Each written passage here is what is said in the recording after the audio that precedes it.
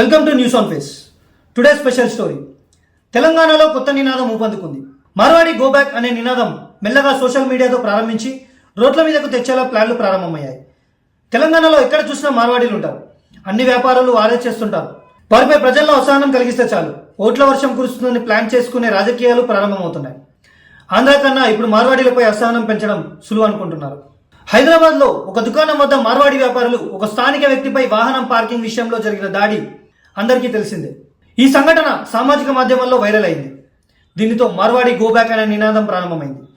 మెల్లగా ఇది అన్ని ప్రాంతాలకు విస్తరించింది.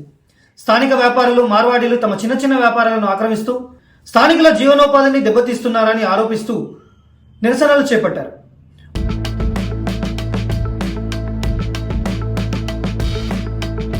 కొన్ని ప్రాంతాల్లో ఈ నెల 18న స్వచ్ఛంద బంద్ కూడా పాటించారు. తెలంగాణలో ఎక్కడ చూసినా మార్వాడి వ్యాపారులే. తెలంగాణలో మార్వాడి వ్యాపారులు ప్రతి చిన్న సందులోనూ ఉన్నారు. ఇప్పుడు కిరాణా దుకాణాలు నిర్వహించేది కూడా మార్వాడీలే.